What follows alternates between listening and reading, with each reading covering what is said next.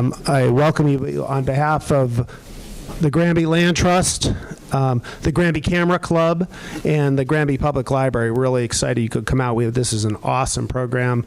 You're going to learn a lot from someone that's doing some really incredible things in the field. I do encourage you to support each one of those organizations. The Camera Club meets, Paula? First Monday of the month. First Monday of the month? September through June. September through June. So if you want to learn more about that, talk to Paula Johnson. She can give you a lot more info. She'd love to have more members there. They are doing some incredible stuff. I love seeing their work, and they get really involved with the community, which is a great thing. And then I'd like to do a quick call out here to Holly Johnson in the library. Holly is a great resource for our entire community. She's involved with the Land Trust. She's involved with a million things, and she makes so many things go. So thank you, Holly. We appreciate it.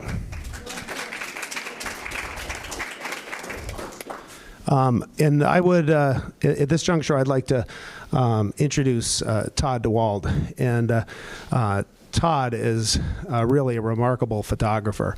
And Todd and I got to know each other a little. He was finishing up some graduate work, I believe, and came and what's that? Undergrad work, and came to the Land Trust and asked what he could do for the Land Trust.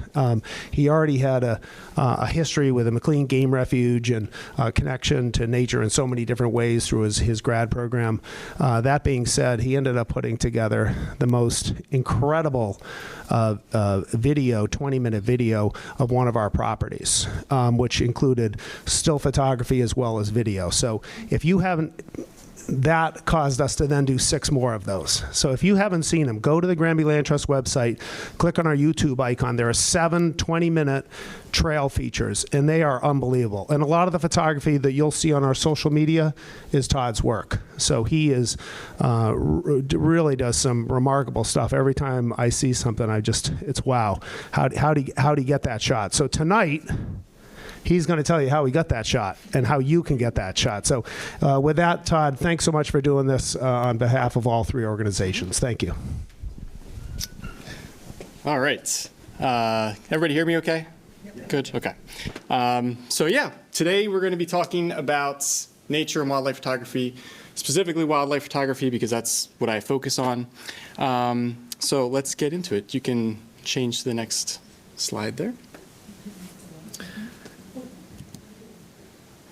So who am I? So we kind of already had the brief introduction. I kind of had a convoluted way of getting into photography.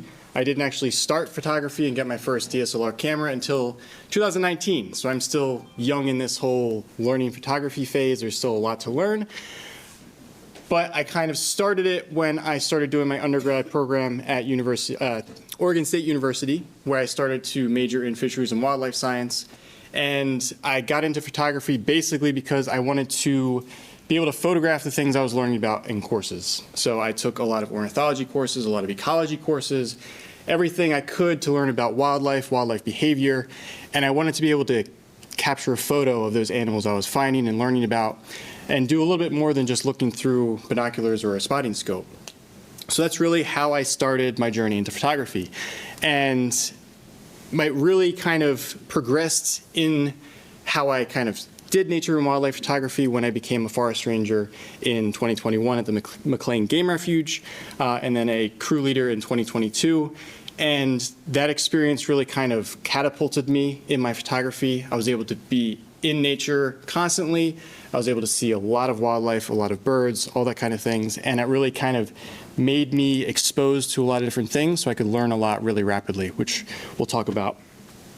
And now I'm working with various land trusts, Granby Land Trust being one of them, but also a couple of them throughout the state, basically working to promote conservation projects, using photography as a tool for conservation, bring awareness to the wildlife that's around us, the huge diversity of things that are around us in this state, and just use photography as a tool for that.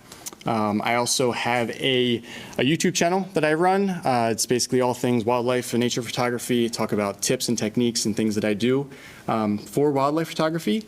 I offer some guided sessions as part of that now too, where we kind of do one-on-one sessions with clients. We go out to different habitats and we try to find and photograph different species that are out there, and just kind of talk to them about the techniques and things that I use, some of which you will learn about tonight. So you guys get a head start. And again, just using photography as a goal and a tool for conservation to hopefully bring awareness to everything that is out there in the world. So tonight we're going to be talking about a lot of different things. Obviously, wildlife and nature photography is a huge topic. There's so much you can learn about, so much you can talk about, and we're just going to kind of hit on a lot of these different topics, some of which in more detail than others. So you can kind of see that on the screen there, we're mostly going to be talking about the different approaches to wildlife photography, the different steps you can take when you go out into the field, and the planning you can take before you go out into the field to make you more successful when you are actually out there trying to find and photograph wildlife. We're going to talk about my journey into wildlife photography and how that's transitioned from being just taking snapshots of things that I find when I'm hiking to now I'm actually planning, setting myself up, sitting for hours in a photo blind, waiting for that one animal to come to get the nice photo of it. And we're going to be talking about ethics in wildlife photography, something that's really important to me, especially for conservation photography. You need to be able to be taking the photos responsibly so you're not doing any harm to the animals when you're out there. And then we're just going to be kind of talking about tips to get close to wildlife, to find wildlife, and then we're going to hit on the lighting and composition and then end with gear. So a lot to talk about, so let's get into it. All right, so let me get caught up on my screen here. Okay, so there is a huge diversity of things. If you're just getting into nature and wildlife photography, for such a small state, Connecticut has a huge diversity of things you can photograph. There are so many different habitats within the state. We have the coastline, so you have all of the coastline habitat and the marshes. You have the Central River Valley, so you have all the marshes and tributaries going into the Connecticut River. And then you have the different forests, especially in this area, the huge mature forests, the conifer forests, deciduous forests. And we have a unique area where we have a flyway that goes right through our state. So we have all of these migrant birds that come through our state up to Canada, and you have the opportunity to photograph and see these species. So it's a huge diversity of animals that come through. And as you can click through, there's a bunch of pictures. So you can photograph mammals, you can photograph trees, plants, all sorts of flowers, different insects, all the migratory birds, a huge diversity of things that you can focus on. You can focus on just one of those things, or you can do all of them. It's a huge diversity and opportunity to try new things, learn new things through photography. So it's really a great state to be able to do wildlife and nature photography. All right, so you can click, yep. So there's different kind of approaches to wildlife photography. So there's kind of the documentary approach, which is just the idea of you're going to be, taking your camera out on a hike with you. You're going to go walking down the trails, and you're going to find a bird or find an animal, and you're going to want to try to take a photo of that animal. That's kind of like the documentary approach. You're not really trying to make art. You're not really trying to do anything specific compositional-wise. You're just trying to take a snapshot of that animal to say, hey, I saw this when I was out on a hike today. There's nothing wrong with that. That's one way of doing wildlife photography. Now you can take that the next step further, and you can kind of start doing more artistic things with your wildlife photography. You can start to be more deliberate. You can start to think about, okay, how am I going to compose this image? What am I going to include in that image to make it more artsy, to make it more like something that somebody might want to put on their wall to hang and look at? So the two images up on the screen, the one on the left, a yellow-rumped warbler, that's kind of the idea of a documentary approach to wildlife photography. The bird was foraging on poison ivy berries along the trail. I saw it, snapped a picture, and that's kind of what you get. There's nothing wrong with that photo. It's a beautiful photo. It's a beautiful bird. It's interesting. It's in its habitat. It's eating a native species. It's interesting. It's behavioral. But you look at the photo on the right, and it's a little bit more, there's a little bit more to it. So that was an eastern phoebe on a broken limb. It was in a dark forest. There was a little bit of light behind it, so I kind of positioned myself to get a little bit of a silhouette of the species. So you can see that there's a little bit more thought process that goes into it, and there's varying degrees of compositional things you can do to make your photos more artistic. So that's what we're going to be talking about now. Right. So my journey in photography, I started naturally how most people start wildlife photography is the documentary approach. I was learning about all of these different species in my courses, my ornithology courses, and I had always loved wildlife and birds and nature. I'd always watched birds in the bird feeder in the backyard. So I always knew about the different variety of species, but now I was learning about all these different variety and diversity of species out in the world, and I was blown away by warblers flying through and out in the forest. I'd never even seen a warbler before. So there's this huge diversity of things. So when I first got my camera in 2019, I somehow convinced my wife to spend a couple $1,000 on a telephoto lens and a camera. I'm still not too sure why she agreed to that. But once I started, I was instantly hooked. It was just amazing, the diversity of things out there, and I was still trying to figure out how to use a camera to begin with. So I was trying to figure out how to expose an image properly, but also try to take photos of all the birds and species that are out there. So it was just this immediate rush of, oh my gosh, there's a bird up in the tree. I'm going to take a photo as quick as I can before they fly off, and I was happy with that. Kind of like the picture of the Carolina wren up there. It was just a wren singing on a branch. I quickly got my camera up, snapped a picture, and that's just kind of how it was. That's how it progressed for the next couple of years. I was really just trying to figure out how to take a photo, find the wildlife, and learn about the wildlife that was out there. And that's just kind of was the next couple of years. And it just progressed from there, because there was this huge excitement of learning about the species that were out there, seeing them for the first time, many of which, and you just wanted to quickly get a photo before it flew away, because you didn't really know much about it. You didn't really understand the habitat preferences yet, and you just wanted to get that photo and capture it. So that's pretty much how it went. Okay, you can click through. So then transitioning into thinking about more compositional elements and lighting elements kind of really started after that initial surprise of seeing all of these species kind of subsided a little bit. Obviously, there's still excitement when you see an indigo bunting. It's a beautiful bird. It's amazing to see it. It's amazing that it even exists. But now that I've seen a couple of them, I started to understand, hey, if I go to a specific habitat, I'm going to find this bird, and start to understand these things. You can actually start to think about, okay, how am I going to not only just take a quick snapshot of this bird, but how am I going to position myself? How am I going to move around? What am I going to include in this photo? So now I can actually make an interesting photo of this bird. So that's kind of how it progressed from there. And it really kind of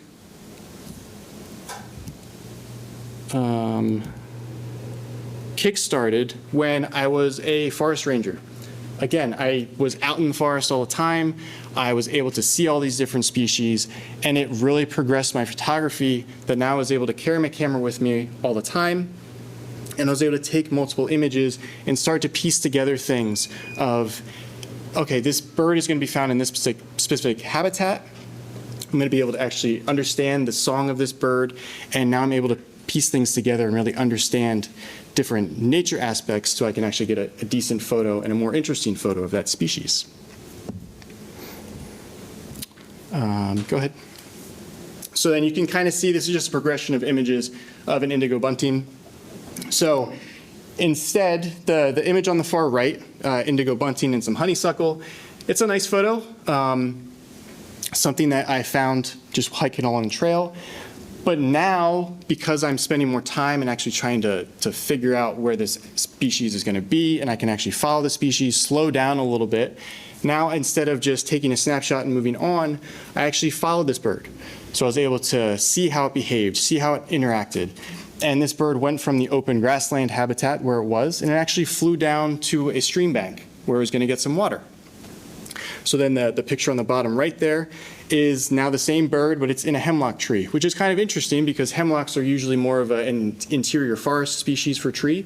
So it's kind of an interesting photo there anyway. But then eventually the bird flew out onto an open perch above the stream. So now you have the bird, it's alone in the photo, it's on a perch. It has a decent background with some light shining through the leaves in the back. So just by slowing down and watching that species and moving around, trying to position yourself in different ways, you have more opportunities, and it just allows you to get a different series of images rather than just a simple bird on a stick with kind of a busy background and a bunch of sticks behind it. So it's just a kind of an easy way of seeing that. You can click through. And then this is another simple example. So the photo on the top right, so that's just a photo that I took when I was hiking through the forest. It's just a snapshot of a black bear walking through. The lighting's not great. It was the middle of the day, but it's just a photo of a bear walking through the forest. Now, compare that to the photo down the bottom right. Now, again, it was as I was hiking through the forest, but now I'm thinking about, okay, how can I make this more of an interesting image? And instead of just kind of standing, taking an image, and having a kind of a busy distraction, there's a tree right in the middle of the bear on the top left one. Now I'm going to position myself so now the foreground is more interesting. It's going to be more blurred out. It's going to be more fuzzy, so you really stand out, and the bear is really what stands out in the image. And now the bear is looking at me, so there's kind of a connection with the bear in the photo. And you can really kind of see the difference in just the type of photo, and it really just kind of starts the process of how can I make this more of an interesting photo rather than just a snapshot of a bear walking through the forest.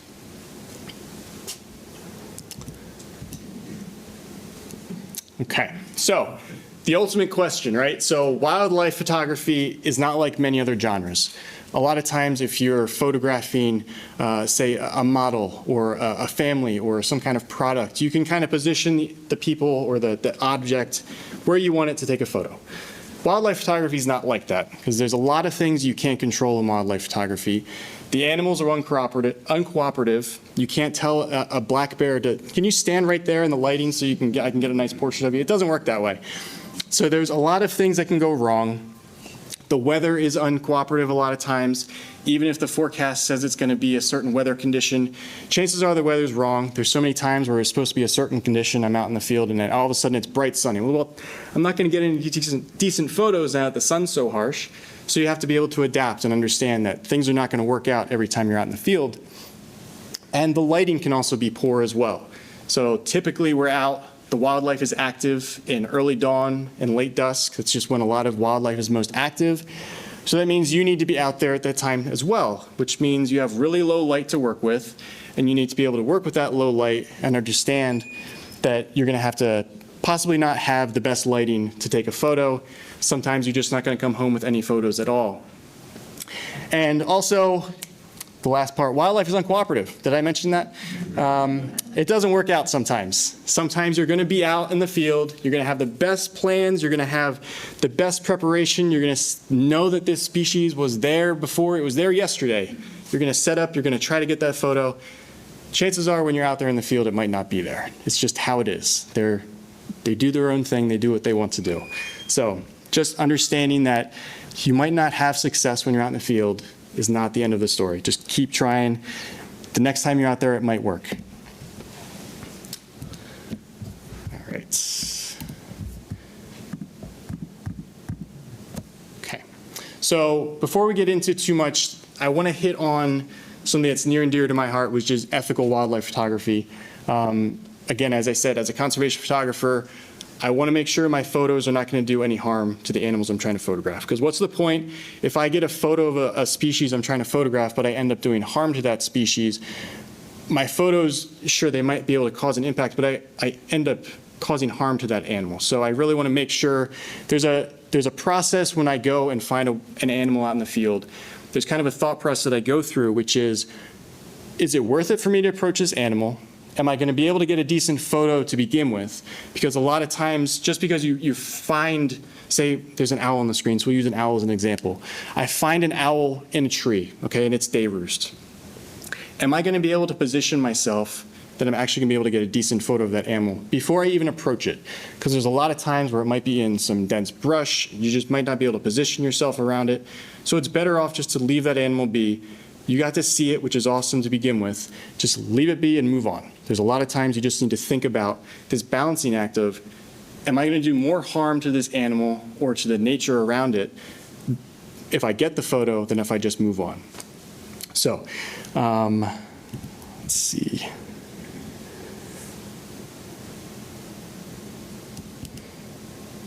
So since I was talking about the owl, we'll just do a simple story to just drive this point home. So let's say you find an owl in the forest.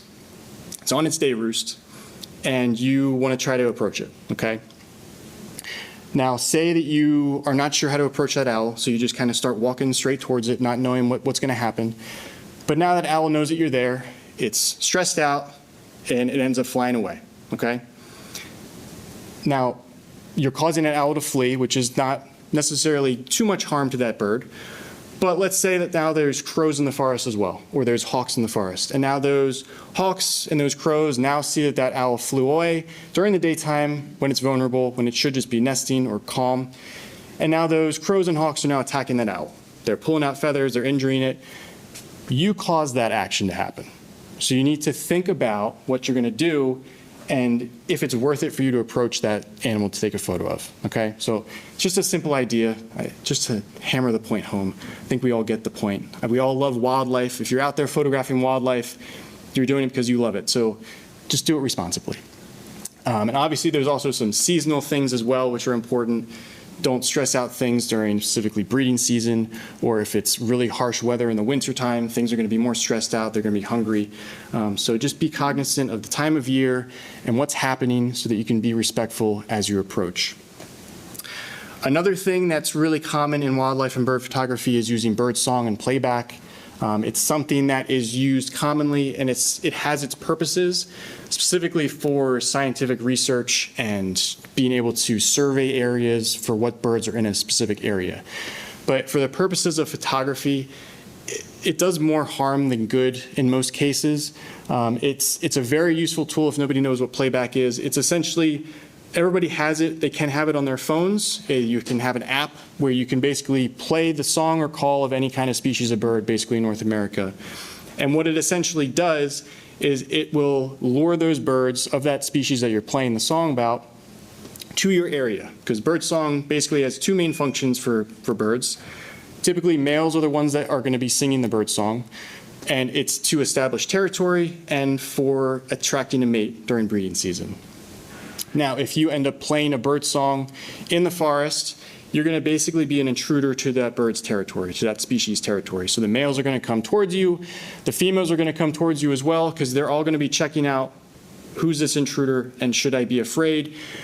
And as you're doing that, for the purposes of photography, you have to realize that doing this, you're probably going to get a photo of that species because they're going to come right towards you. Oftentimes, if you play a song, let's say of a yellow-rumped warbler, they might come right towards you. They might perch right on my camera because they're so interested in what you're doing and the fact that you're playing their song. You might think, okay, that's a great photo opportunity, right? They're so close, it's perfect. But chances are you're going to get a photo and that species is going to be agitated. They're going to be stressed out because they're going to be trying to defend their territory from you as the intruder.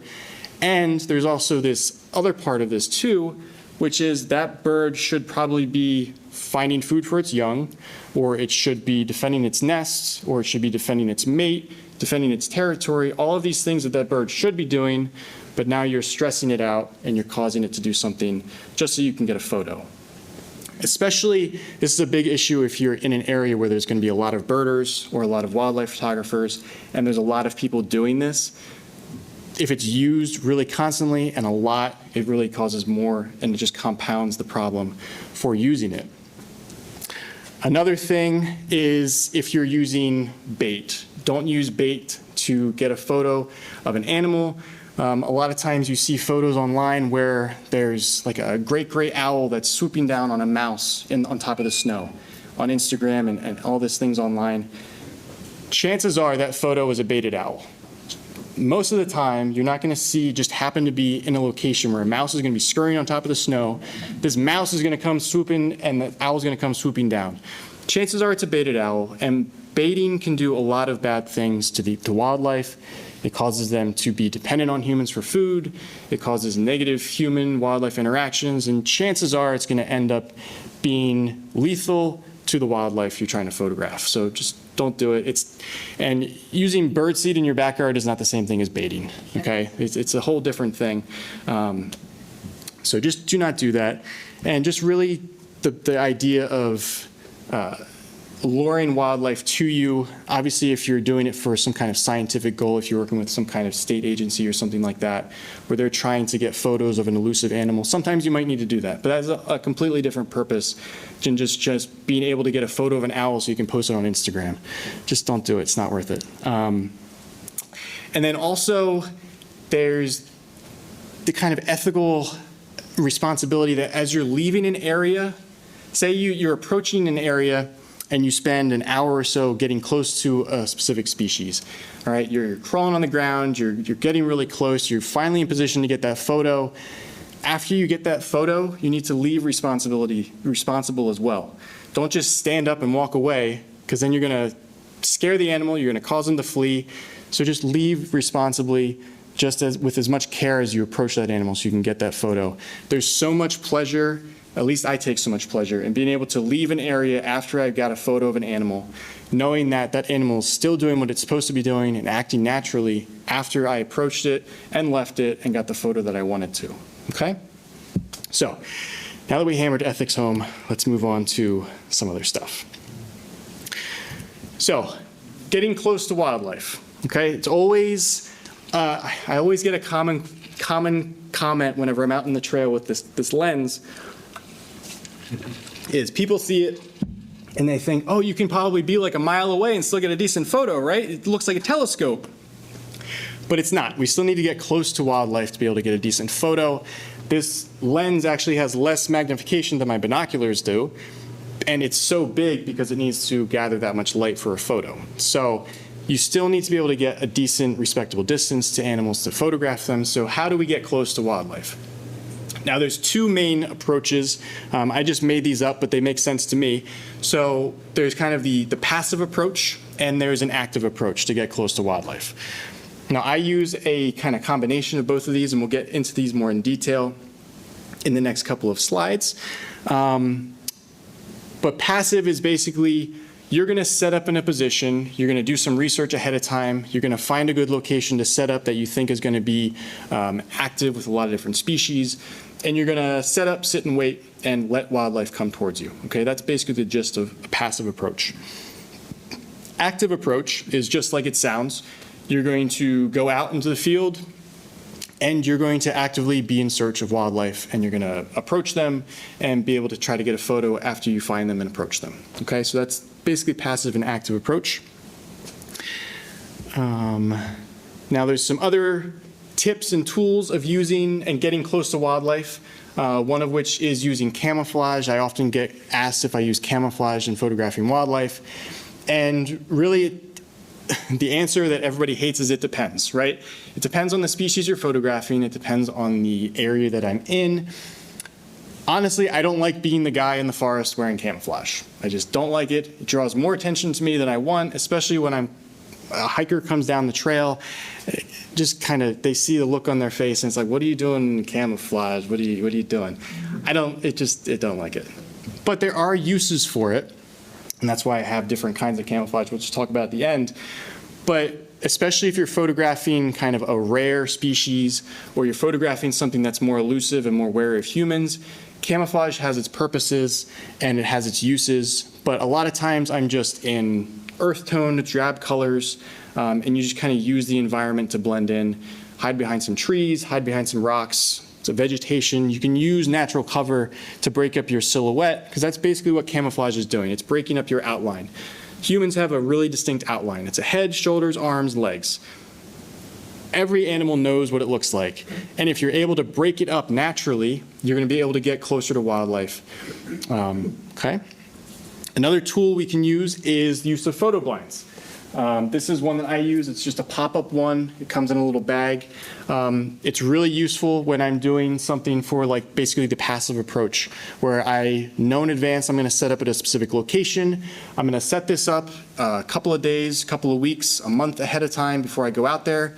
Let the wildlife get used to it so that then I can go in and set up in there, sit in there, and my outline is completely gone. The wildlife don't even know that I'm in there. They're used to it because it's been set up for a while. And you're able to have wildlife just come walking right past you without a care in the world. So it's a really useful thing to use. The problem is just finding a good spot to set up, because once you're in there, you can't move. So you need to be kind of in a good spot to be. And it just takes a lot of planning and preparation to do it. So it's a process to set that up. Let's see. And another good way of getting close to wildlife is finding locations where wildlife is not wary of humans. Local parks, things with small hiking trails where humans are constantly there is a really great spot to be able to get close to wildlife because the wildlife's not going to be wary of you. And it really allows you to try out different camera settings. It allows you to try different things, try different compositional techniques. Backyards are a great spot. If you have a feeder in your backyard, you can set up a couple of feet away from the birds. They're not going to care you're there once you sit there and are quiet. And you can really try out different things and test out different things and really get a lot of nice photos and try out different things to get some nice photos of the songbirds that come to your backyards. And it's, lost my train of thought. Backyards are a great spot. Just end with that.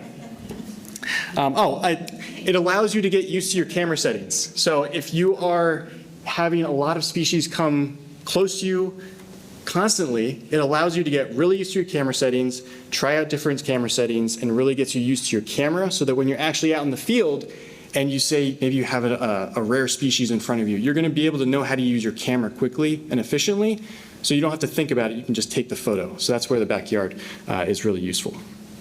Okay, now we can move on. Okay, so this is kind of just the benefits of passive versus active. We're going to go through the different approaches here. So there are a lot of benefits of the passive approach. Now there's more planning that goes into it, but if you set up ahead of time, and a lot of times you're going to be setting up at a location when there's no wildlife around you. That's actually ideal, because that way, as you're approaching this location, you're not going to end up scaring everything around you, because then it's going to take longer for things to come back to normal and have things come back towards you. So you're going to have minimal disturbance if you find a location, set up, sit quietly, and wait for things to come towards you. The next huge benefit is the wildlife actually approaches you.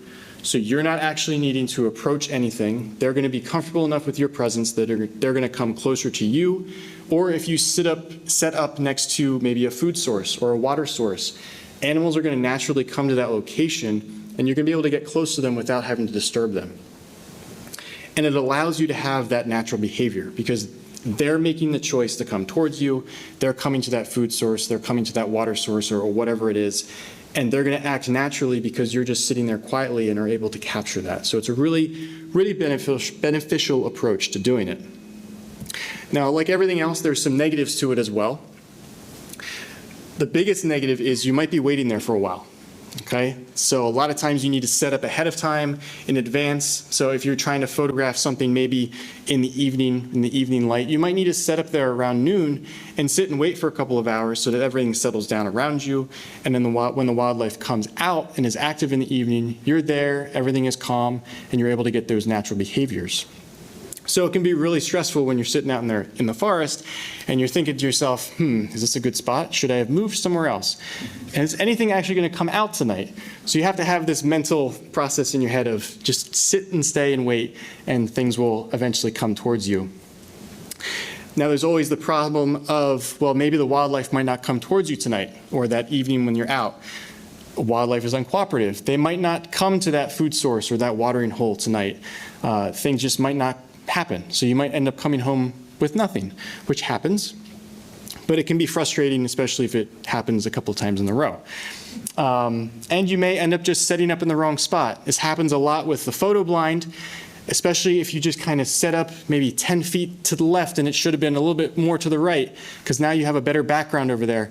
That's where the planning ahead of time comes into, of being able to scout out a location, set up in advance so that you hopefully are in the right spot, so that when that wildlife comes towards you, you don't actually need to move and then eventually scare them off. So there are things that can go wrong, but it is a really nice approach and something that I've kind of transitioned more into doing, because it's really nice when the wildlife actually comes towards you and is acting naturally versus having to possibly stress out that animal as you approach. And that's kind of the photo that was on the screen there. That's an example of just a passive approach. I was sitting along a stream bank And there's nothing really great about the image, but it was just a really nice image because this gray catbird came out. There's kind of a stream of sun that came through the forest and landed on this one branch. And this bird came out and sunned itself on the branch. It was just a really nice, it was just sitting there for about a half hour sunning itself, which was just really nice natural behavior and something I was able to see because I was just sitting there along the stream bank and things just kind of came out and started acting naturally. Now, the active approach also has its benefits and its drawbacks. Obviously, the main benefit is you're going to be out there in search of wildlife. So you're going to probably find wildlife more readily, more quickly, and you're going to be able to then approach that wildlife and hopefully not scare it away. There's also going to be less time sitting and waiting and thinking in your head, oh, is this wildlife actually going to come towards me? Am I going to find anything today? With the active approach, you're going to be actively searching for things. There's going to be less time sitting and waiting around, and it's going to be more of an active thing, which for some people is more interesting, and it just makes it more of an interesting adventure. So there's some benefits there. And it allows you to change your perspective and change your composition easily because you're already moving, you're already approaching that animal, so you're able to kind of adjust based on how the animal acts with your presence, and you're able to change and adjust your compositional parts there. Now there's some negatives, obviously.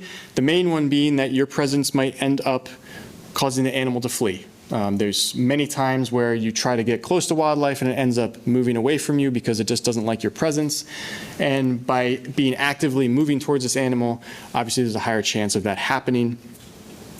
And you might end up having less natural behavior because the animal you're trying to photograph, say you're trying to photograph a white-tailed deer in the forest, there's a good chance if you're trying to approach that animal, it's going to be on alert. It's going to either hear or smell you or see you, and it's going to be having its head up. It's going to have its ears alert. It's going to be looking around, trying to figure out if it's going to flee or what it's going to do. And it's going to take longer for that deer to end up going back to acting naturally and being calm because you're approaching and it knows that you're there. So there are some drawbacks there. This picture of a marsh wren. I was out in a marsh in Simsbury, and this wren was just kind of moving from branch to branch, and I was able to get a nice photo of it after it was calling. So that was an active approach because I had heard it calling, and I was moving into position, trying to anticipate where I was going to land, and was able to kind of position myself on, so it had a nice background, kind of gives you a habitat background with all the reeds there. And because I was moving, I was able to kind of position myself to get that shot. So there are definitely some benefits, especially with birds because they're moving around so much. You really kind of need to be able to move around a little bit to be able to compose a nice shot. Okay, so my approach, I kind of hinted on this. I use a little bit of both of these. So I use kind of a passive approach. If I have a lot of planning ahead of time, I'm looking for a specific species, I might use a passive approach because it oftentimes gives me a natural behavior, more quicker natural behavior, and it allows me to, because of my background in doing research and such, I'm able to reliably find things to photograph. But there are plenty of times when I'm out in the forest and I'm just going to go for a hike, I have my gear, and we're going to see what we can find, and then take photos of it when I find out in the field. So you can definitely do both. Oftentimes I do kind of a modified approach where I have a couple locations in mind where I'm going to go and set up and sit and wait. I might sit there for an hour, see if anything happens, and then if nothing happens, I'll move and change to a different location. So it gives me more of a variety, and it's just kind of is a good way of allowing things to calm down around you. And it also allows you to listen and observe things that are happening around you. Because one of the best ways to find wildlife is actually just listening, especially for birds. You can hear their singing, you can hear their call, or you can hear them doing their alarm call, indicating that there might be a predator nearby or something else nearby that you might want to go check out and photograph. It's one of the easiest ways to find predators when you're out in the forest. Okay. So if you are approaching wildlife, say you're in an active, you're out in the forest, you're on a hike, you have your camera gear, you find something you want to photograph, how do you actually approach them, hopefully successfully, to get a photo of them? And the two easiest things you can do is moving slowly and staying quiet. there's so many times when I was a forest ranger and hikers would come up to me and I'd ask them, did you see any wildlife when you're out there today? And they're like, oh, no, I didn't see anything. But as they're approaching me, they're trudging through the forest, they're hitting everything they possibly could, they were talking with their friend on the phone, and it's like, well, no kidding, you didn't see anything, okay? We all move quickly. We're all in a rush. If you're ever kind of in the city streets, walking in New York City, everybody is going really fast past you. Nature doesn't move quickly. You need to slow down. When you're out in the forest on a hike, slow down, even like half speed, quarter speed, even better. If you ever watch a white-tailed deer foraging in the forest, acting naturally, not being alert of your presence, you'll see them, they'll take a couple of steps, they will eat, they will look up, they'll look around, and then they'll take a couple more steps. They'll pause again, and they do this. That's how they move through the forest, because they are a prey species. They get hunted by things. When you're out in the forest trying to photograph animals, think of moving around the forest as if you are a prey species. You want to be slow, you want to be deliberate, you want to be looking around to see if you find anything. Because there's so many times where wildlife is right off the trail, but if you're just looking straight ahead, you're not even going to see it. You need to just stop, look around, and see what's around you. And again, this helps you listen as well, so you can hear things. You might even hear things moving through the forest that you're not going to hear if you're hiking and just constantly moving yourself. Staying quiet is another obvious one. Wildlife they know human voices, they're going to be wary of human voices, and if they hear you talking, they're just going to hunker down and or move away. And the easiest example for these two concepts is think about your steps in a forest as basically drops of water onto like a cool pool or a cool pond. So it's just calm water. Every step you take is basically a drip of water and you cause ripples, right? Every step is like that. No matter how quiet you can do it, you still make some ripples, you still make some noise because we're in a forest, there's leaves, there's branches, there's all sorts of things you can crunch on. Now, if you're walking quickly and loudly, you're going to have more ripples, right? There's going to be more sound waves going through the forest, things are going to be more alert to your presence. But if you slow down and if you deliberately step on maybe rocks instead of that branch or something that's going to be quiet, your ripples are going to be smaller. They're not going to move as far in the forest, and the wildlife is not going to know that you're necessarily a human walking through the forest because your footsteps are slower. They're not that constant movement like everybody else walking through the forest, and you're going to be able to possibly get closer to that animal, or at least have that animal not completely know that you're there right away. Another good thing you can do is staying on trails. Now, obviously, if you are in an area where you need to stay on trails, you need to stay on the trails anyway. But staying on trails is a really quick and easy way to move quickly and quietly through an area. Say if you want to try to get ahead of an animal that was moving parallel to the trail. The trails are worn down areas. Most of them are dirt, or the leaves that are there are crunched and kind of ground up. So you can really move quickly and quietly on trails compared to if you were just bushwhacking through the forest, stepping on all the dried leaves, breaking all the branches and moving everything around. So staying on trails is a really easy way of moving quickly through the forest if you need to actually move quickly. Another good thing is avoid hitting branches, and this is not just branches on the ground, but branches as they're kind of hanging off the tree, so kind of shoulder height branches or anything like that. If you end up running into these branches, you're going to cause that entire tree to sway, and it's basically an immediate indication to anything you're approaching that, hey, there's something big coming through the forest at me. I need to be aware, and I need to be alert. So try to avoid hitting branches like that. And using cover. So using cover is an easy way, and there's a reason why hunters and military personnel, they know how to use cover when they're approaching whatever they're approaching. It's the same thing for us. Think of us as basically we need to use cover to hide our presence. Again, our silhouette is really obvious. We need to hide behind the trees. We need to hide behind the rocks. We need to use vegetation to hide behind so that we can get close to the subject we're trying to photograph. And the biggest thing you can do to allow you to get close to wildlife, I find, is just getting low. Okay, our standing silhouette is really easy to notice.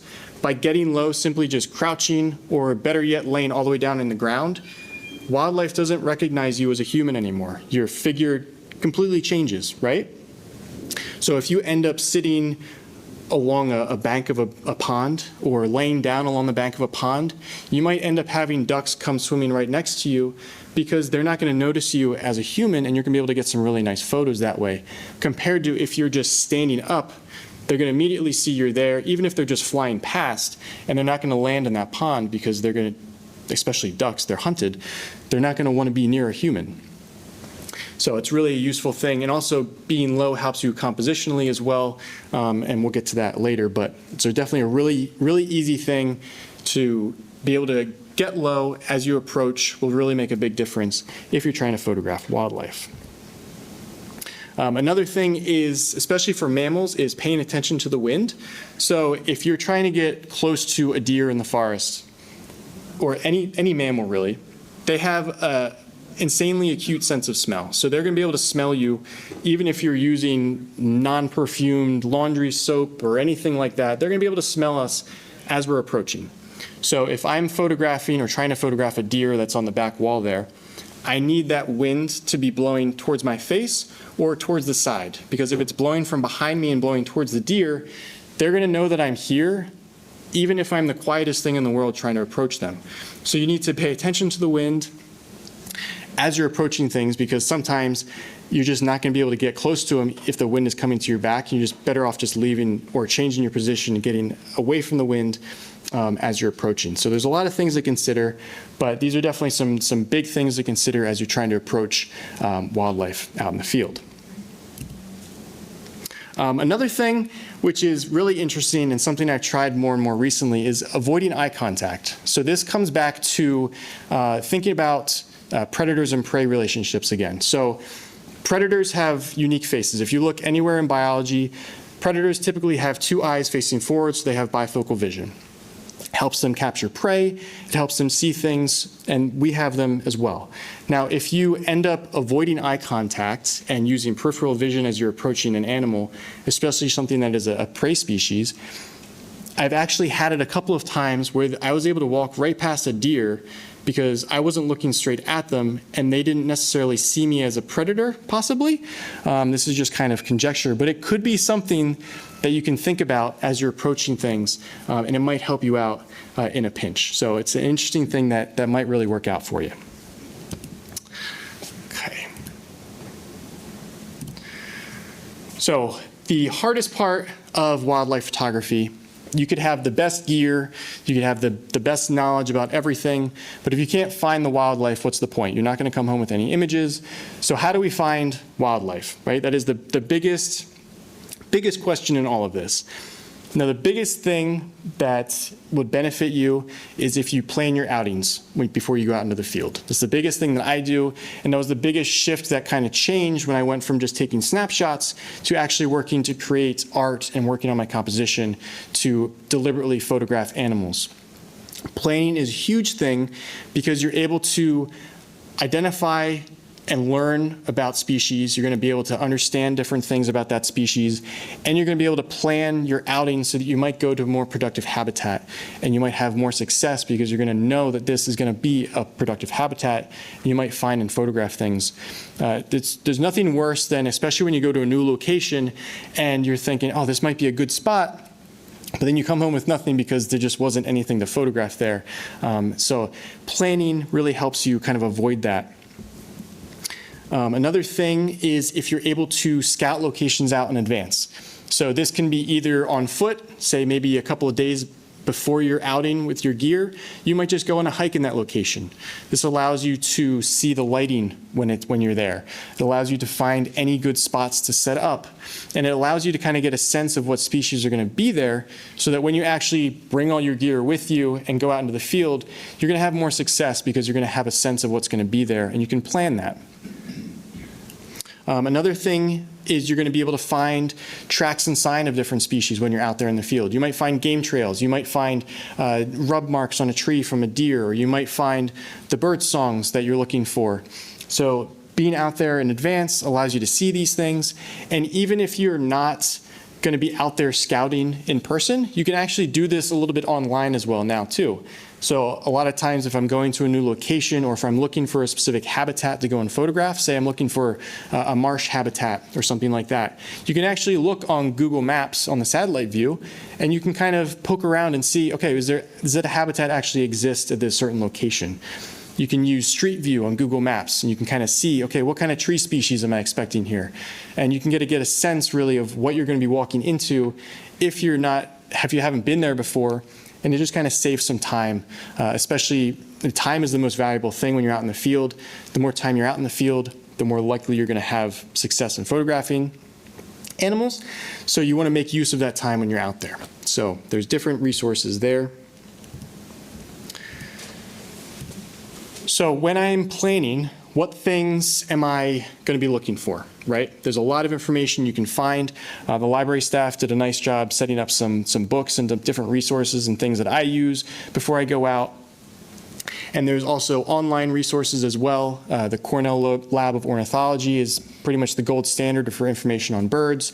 Anything bird related you can find there. There's some free sources, but then there's also some subscription-based sources as well that you can basically find everything about bird behavior, bird biology, everything you want about any species in the world. So that's a fantastic resource to use. And also for mammals specifically, there's also online scholarly articles. So you can do Google Scholar and you can just search up, okay, what's the habitat preferences for a gray fox? You can type that in Google Scholar. You'll spit out a whole bunch of scientific articles because a lot of the species that are in this area have been researched by scientists. So there's a whole bunch of information. Some of it might be old, but there's a whole bunch of information out there that you can find on the internet these days, and it's really useful because the more information you find out about what you're trying to photograph, the better chances you're going to find it, and you're going to be able to hopefully photograph it and set yourself up in a success to hopefully find and photograph that species. So the things that I'm going to be looking for. So I'm going to be looking for habitat preferences is the biggest thing. So say if I'm trying to photograph, it doesn't really matter. The next example I have is black bears. So we'll just stick with black bears. So if I'm trying to photograph a black bear in the spring, I want to know where is that bear going to be in the spring after it comes out of its den. I want to know what is its behavior going to be. When is it going to come out of the den? Is it going to have the cubs, what kind of behavior is it going to have? What kind of food is it going to be looking for? Okay, so this is going to be early spring. What kind of food is it going to have? Where can I set up to find that food so I can photograph it eating that food? Is it going to be looking for shelter? Do they use shelter this time of year, or do they just bed out in the forest? And then obviously seasonal changes as well. So they're just coming out of the den. What food are they going to have early spring? What about summer and then fall? How is that going to change seasonally? And the more information you can find about this certain species you're looking to photograph, the better you're going to set yourself up in advance, especially if you're using the passive approach, because you're going to be able to find a location, you're going to be able to set up, and you're going to be able to be confident that that species will be there eventually, and you'll be able to get some nice natural behavior of that animal.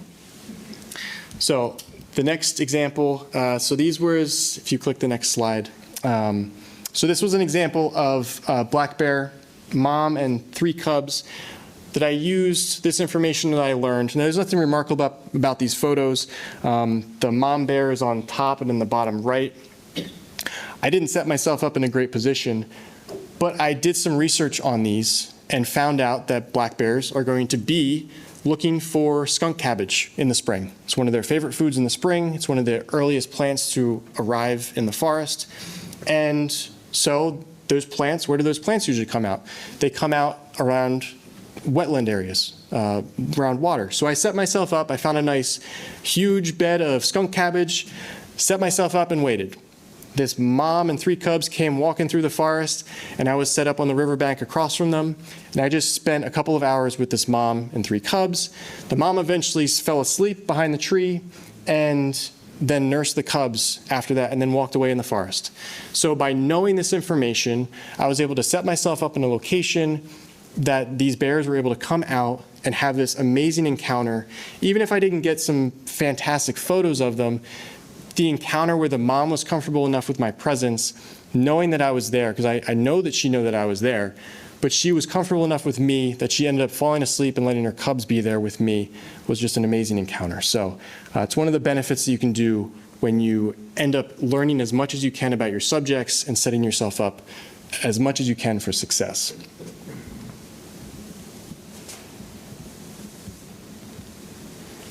All right, so now we're going to get into kind of lighting and compositional elements here. There's a lot to go into for lighting and compositional stuff. So this is just kind of a very simple explanation for things. But there's a big common misconception for wildlife photography is you want to go out and photograph on a bright sunny day. A lot of times you do not want to do that. You're not going to get nice photos at all because of that. And this idea that more light is good light is not true. A lot of times you're going to want to be out in the early dawn or the late dusk hours or during cloudy days. Cloudy days are good because you can have nice even light all day. So this idea of lighting is really important, and lighting also helps you set the mood. Okay, so lighting is one of the biggest things you can really make your photo stand out because you can have different things about lighting that start to create shadows or start to create some interesting elements within your photo. And the angle of the sun is really important as well. So during the winter months, you can actually be out photographing pretty much all day because the sun is so much lower in the sky, you can get away with it. But once you get into June, July, August, once that sun reaches the middle of the day, it's just too harsh in most cases to photograph things.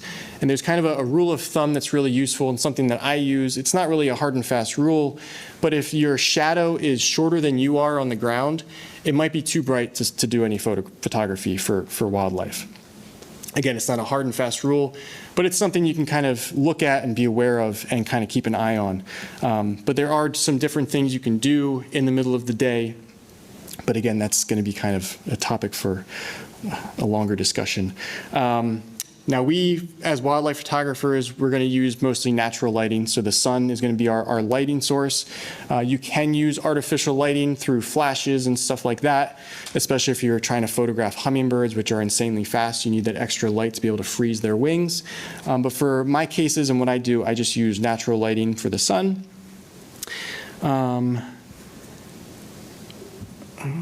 Okay, did that.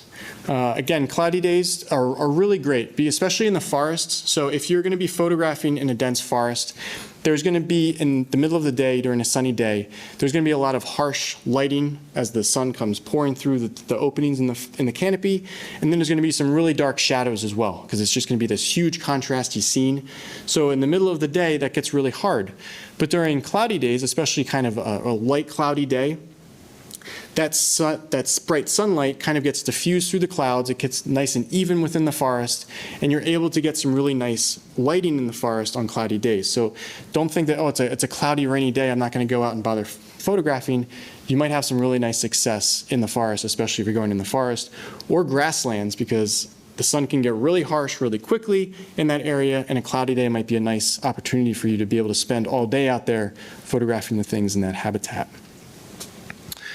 Now there's some different kinds of lighting. The most common one and the easiest one to learn from is going to be front lighting, which is basically you have the sun at your back, your subject is nice and evenly lit because there's not going to be any really shadows on it. Everything is just nice and even. It's the easiest type of lighting to use, and it's really nice to learn. The other ones you can use are side lighting. So basically the sun is kind of in some sort of angle to your side. It allows for some sort of shadow to be cast on your subject. So it allows for a little bit more emotion to be in your images. It allows for some nice dramatic lighting, especially when the sun is nice and low in the sky. And the other main one is backlighting. So basically I'm here photographing basically a bird here, but the sun is back behind it. So you're able to get some nice silhouette shots. It's a really nice, interesting lighting. And it's really nice, especially if you're photographing a species that has a really distinct outline. It's really useful that way because then you're going to be able to really immediately identify that species. Even though the species that the subject you're photographing is going to be all black, you're not going to really see any detail in it, but the outline is what's going to be immediately recognizable. So that's another kind of lighting that you can do there. So here's two examples, and kind of easy examples, if you do the next slide, of side lighting. So the one on the left is going to be, was a Willet. These were actually taken in New Jersey. But the sun was just rising. The ocean was kind of to the left, and this bird was foraging along the shallows there. The sun was just rising, so you can see that there's a really distinct shadow line on the bird there. The one side where the sun is rising has the nice lighting. The other side has some shadow. So you can really see some kind of different lighting and how it really impacts the photo. Compared to the backlighting, a sanderling was foraging, and that's actually the sun behind it. So it was really bright, obviously, the sun. But I exposed for the kind of the oranges and the pinks that were in the waves and the water behind it. So the only thing, the bird has no detail in it, but you can kind of get the colors of the sunrise there. So you can see how different lighting and different positioning yourself really allows you to get some different kind of looking photos. And next slide. And then the picture on the left as well, Carolina wren. Another way of kind of using lighting is if you have a location that's brighter than the rest of the scene around it. If you're able to position your subject in that light area, you're going to be able to expose for that light area, the bird in this case, and everything else will be dark around it. So you kind of allow you to use the lighting to your advantage to make that subject pop out and really make them stand out in the image. So it's kind of different ways you can kind of play around with light. Light is one of the easiest ways to make your images look unique. If you're able to use and understand lighting, because as photography, we're basically capturing the light in the scene. So being able to manipulate light and use light and kind of see areas that are really interesting lighting really help you make some interesting photos. Now, composition is another big thing. So once you kind of start getting into more of the artistic view of taking photos, composition is a huge thing. And it's basically determining where your subject is going to be in the photo and all of the other elements that are in the photo as well. Okay, so where's that subject going to be in the photo? Am I going to include these other branches? What am I going to have for the background? How am I going to incorporate the foreground elements? All of these things come into composition. And the basic kind of idea for a lot of wildlife photography is you want to draw attention to your subject. You want your eyes to immediately go to whatever animal you're photographing in your image, because the animal is the subject of the photo. So using these different compositional elements and using the foreground and the background, what kind of perch is this bird going to be on? Is it interesting? All of these things draw attention to the bird or the animal that you're photographing and just helps them to stand out. A lot of times you want to eliminate distractions in the image. So if you're photographing something, one of the biggest things you can pay attention to is the background behind your subject you're photographing.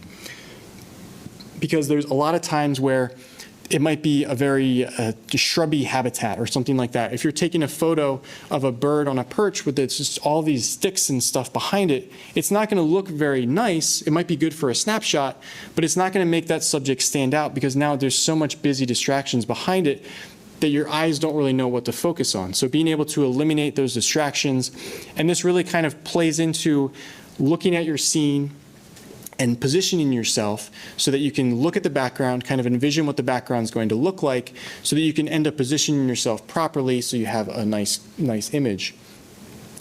And one of the easiest ways of doing this, again with the background, I keep harping on the background because it's one of the easiest ways to make your images stand out. If you end up making your background farther away from your subject, so let's say this is a bird, okay? So I'm here photographing it. If I'm positioned here photographing it, I have the backpack that's really close to behind it, right? So what is going to happen is as I'm taking this photo, then the background is going to be the backpack and it's going to be a busy, not really interesting background. Now if I move this way and position myself this way, say there's nothing in front of me, and now the background is going to be those doors, but the doors are really far away. So what's going to happen is that background is going to be really blurred out. It's going to be kind of more of a blurry, opaque scene. And that subject is going to immediately stand out because that background is farther away. So it really helps things stand out in your image. And another way is using foreground. The same kind of concept is being able to see, okay, is there any branches in my way that are going to kind of cause the subject to be out of focus? Or say that there's, for that black bear image from before, how can I use that foreground vegetation in front of me to basically make it so there's a nice blurred out area and the only thing that's in focus is that bear? Maybe do I need to get lower so that that vegetation is out of focus? Or should I use that interest in an interesting way to basically draw attention to your subject? Everything you want to do is drawing attention to your subject so that the subject you're photographing is what's in focus and draws attention. And another way of, like I mentioned before, is using light to draw attention. Again, for that image for the Carolina wren, there's that light that was poking through the forest, and it just happened to perch right there. So it just immediately draws attention to the white on the bird's eye. So now some compositional tips. So there's a lot of different kind of rules out there for composition, and we'll put rules in quotation marks because a lot of things don't necessarily apply, or things that you can kind of think about in your head but don't necessarily need to follow all the time. And one of the ones that you're going to hear all the time is the rule of thirds. This is basically the idea that your subject should be in some third of the frame essentially, and so that there's some open space around it. So basically you don't want to have so much, basically the subject in the center of the frame. You kind of want to avoid that. But again, there's also this idea that putting the subject in the center of the frame can also be really useful, because if you're photographing, say, a predator and you have a really tight portrait of that image, if you put that animal right in the center of the frame, you can have a lot of impact there, because then you're looking face to face with a predator and you might have a lot more interest there. So it's an example where the rule of thirds might not necessarily apply, but it's something you can think about. There's a good idea of kind of allowing for some space in front of or towards the side of whatever you're photographing. Say you're trying to photograph a bird in flight and it's taking off. You want to have some space in front of that bird taking off so that it has some space to move into the frame. It's just kind of this idea where you don't want to have the edge of the frame right here where the bird's taking off, because then it's like, well, where's the bird flying to? Like, you only have a certain image, so you can't really see where it's going to move into. If you allow some space in front of that species, you're going to allow it to fly into that area, and it looks a little bit more natural. If you're photographing more than one species, there is kind of a common idea that typically odd numbers are going to be more pleasing to the eye. 3 usually looks a lot better than 2 in an image. So if you're photographing more than one species, this is something that happens a lot with maybe shorebirds down on the shore. They're a communal species a lot of times, so you're going to have more of them in the frame. So if you're able to get an odd number and kind of have some symmetry there, it's going to be more pleasing to the eye that way. We kind of talked about giving space to the subject. One of the biggest things compositionally that you can do is getting eye level with your subject. So this might mean getting all the way down to the ground. If you're photographing, say, a rabbit or a squirrel or something like that that's going to be on the ground, if you get all the way down to the ground, what it does, it allows you to get into that world of that species you're photographing. If you just end up photographing looking down from standing, well, that's the view that we see all the time. Number one, you're going to have your background really close to your subject, so everything's going to be in focus in your image, and it's going to be a nice snapshot of that species, but it's not going to really create any sense of emotion or any kind of connection with that species, because it's how we see a rabbit all the time when we're just walking down the street. If you get down low on the ground, what it's going to do is going to push the background far enough away. It's going to make it so that rabbit is the only thing in focus, and it's going to just draw attention to that species. And you're going to immediately get down into the same level of that species and kind of enter that world and see how that species sees the world. The same kind of thing can be said for anything. If you're photographing a deer, maybe you need to get crouched. You need to get a little bit lower. Again, it allows you to work on the background and the foreground and allow for some different compositional things, but allows you to have more of a connection with that species you're photographing. If you're photographing waterfowl, well, maybe you should try to get down all the way down along the banks and photograph so that the water is right under your lens. You're able to get nice low-level shots, and you're able to see that habitat the way that the birds that you're photographing are in that habitat. So it's a really, really nice thing that really helps you kind of get more emotion in your photos. Another thing compositionally is zoom with your feet. This is kind of not necessarily a compositional thing, but something you should try to do. A lot of times there's this idea, well, I'll crop my photo in after in Lightroom so I can get a nicer portrait.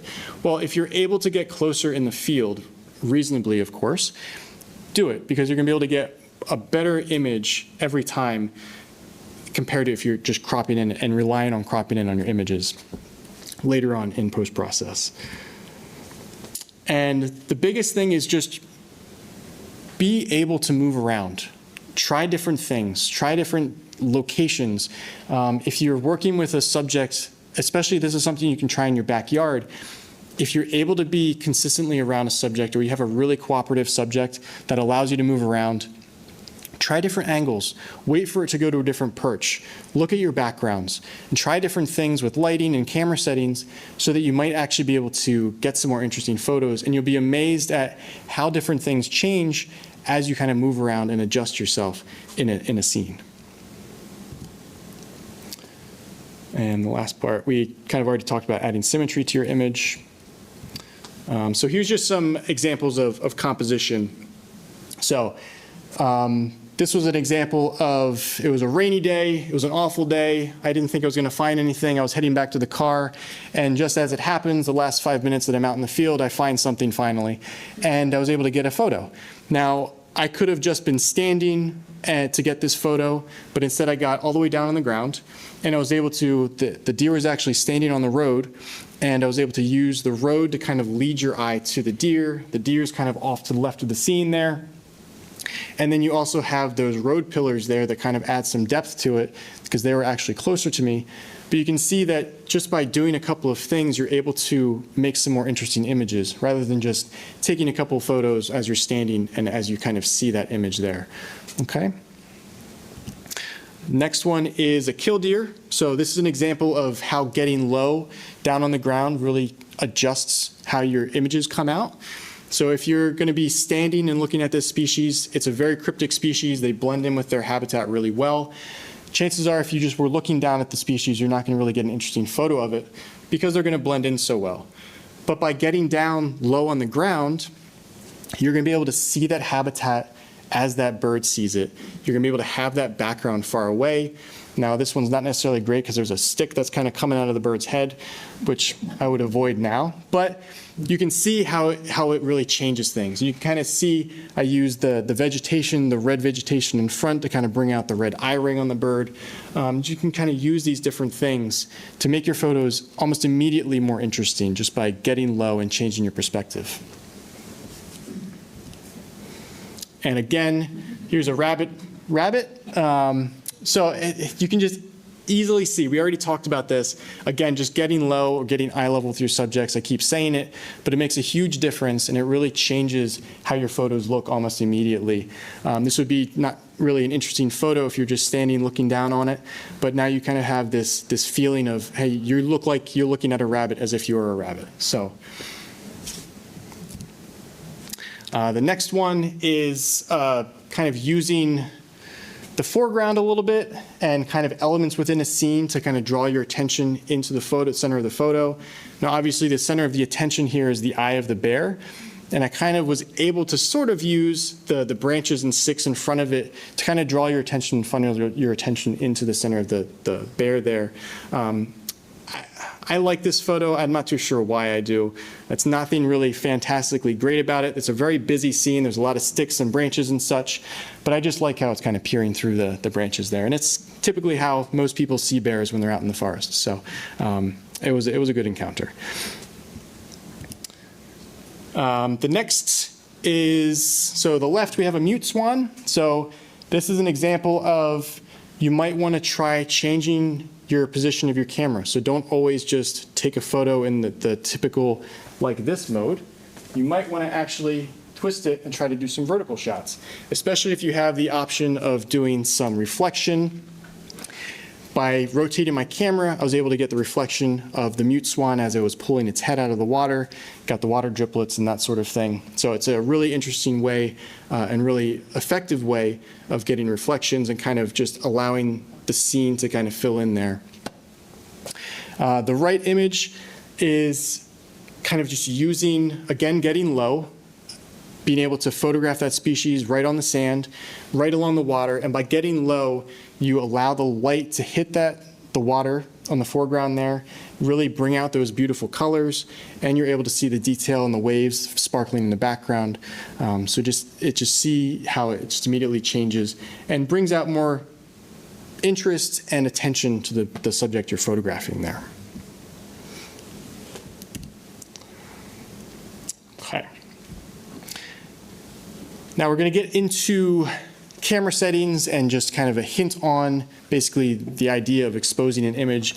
I'm just going to kind of hit these quickly because there's a lot to get into. I'm not going to go into necessarily in depth on camera settings because it's really situationally dependent based on what you're trying to photograph. If you're trying to photograph a hummingbird, it's going to be completely different camera settings than a white-tailed deer. So it's really situationally dependent.